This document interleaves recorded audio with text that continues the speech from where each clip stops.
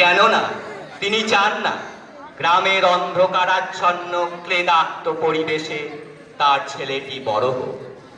এই ছেলেটিকে ঘিরে তার যে অনেক স্বপ্ন, নিতান্ত শৈশবে এই ছেলেটি তার অসামান্য মেধার পরিচয় দিয়ে স্তম্ভিত করেছে গ্রামের মানুষকে।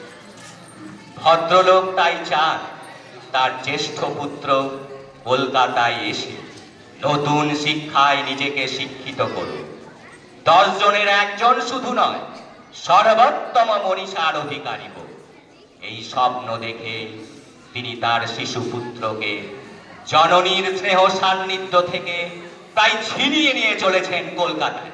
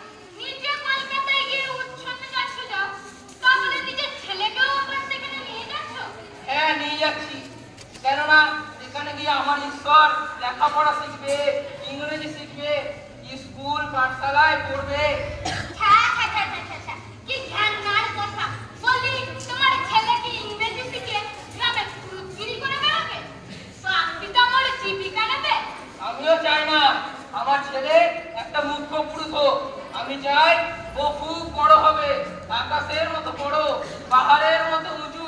রাখো তোমার সব বাজে বাজে কথা, নিজেও ডুবে নিজের বংশটাকেও ডুবাবে। কিন্তু আমার ছেলেটা গেল কোথায়? তাকে তো তোমার পেছনে পেছনে আসছিল, হঠাৎ উধাও হয়ে গেল। ঈশ্বর ঈশ্বর, বাবা মার ঈশ্বর। সব করে আমার ছেলের নাম রাখা হয়েছে ঈশ্বর। বাবা বাবা, তুমি আমায় ডাকছিলে বাবা? হ্যাঁ বাবা, ডেকে ডেকে আমার গলা ছিঁড়ে গেল। কোথায় গিয়েছিলি সোনা? বাবা বাবা, ওই দেখো, ওই যে দেখছো, দেখতে পাচ্ছ? না তো বাবা, কই কোথায়? ওই যে বড় কাকুর গাছের পাশে, দেখতে পাচ্ছ না? কাকুর গাছের পাশে?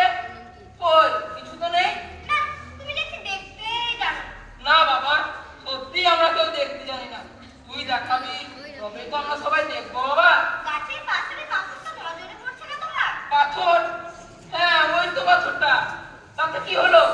আজকে মাঝে মাঝে এরকম পাথর দেখেছি। পাথরের উপর কি যেন একটা লেখা, সেটা কি বাবা? ওরে বাবা, তোর দেখছি সব দিকেই নজর।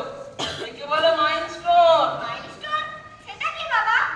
যে পাথরের উপরে মাইলের হিসেব লেখা থাকে তাকেই বলে মাইলস্টোন। মাইল কত মানে বাবা? ও হলো রাস্তা